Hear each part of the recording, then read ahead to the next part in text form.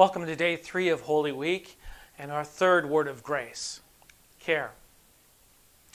Earlier this year, I drove our second-born 1,000 miles from home and left her alone to change the world. Later this year, I will walk my youngest child down an aisle and give her away to another. And then all our children will be gone. Oh, yeah, I know. They will come home to visit. There will be phone calls and Zoom chats, but our 4 children will be independent of their parents, seeking to follow the paths that God has mapped out for them.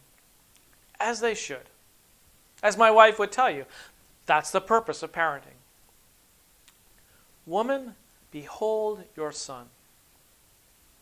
Mary was older now. Her hair was grayed, wrinkles had started to appear.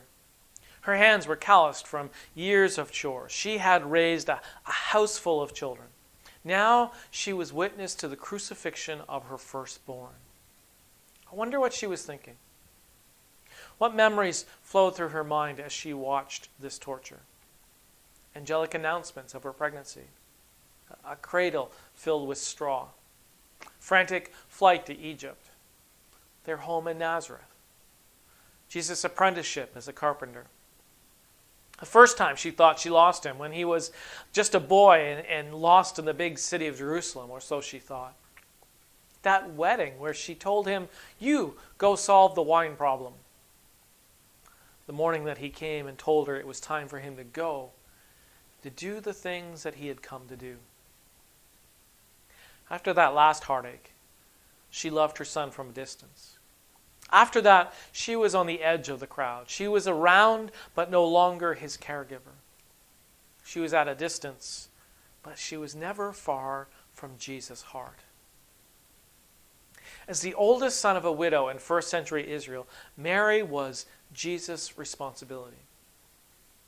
But there's something more than just a fulfillment of responsibility that's happening in these words from the cross. There is a tenderness against this monstrous background of crucifixion.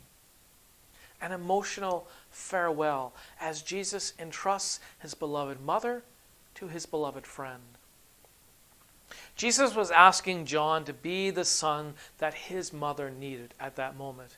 And in some ways, the son that he could never be.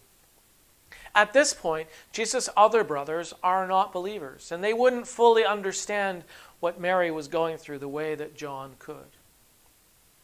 There is something very moving about the fact that in the midst of the agony of the cross, with literally the weight of the world on his shoulders, with a cosmic battle waging and salvation itself hanging in the balance, Jesus is concerned about the loneliness of his mother in the days ahead. The pain, the concern on his heart was even greater than the pain of the nails and the thorns that pierced his body. There's amazing grace in those words of care. It's an intimate moment between parent and child.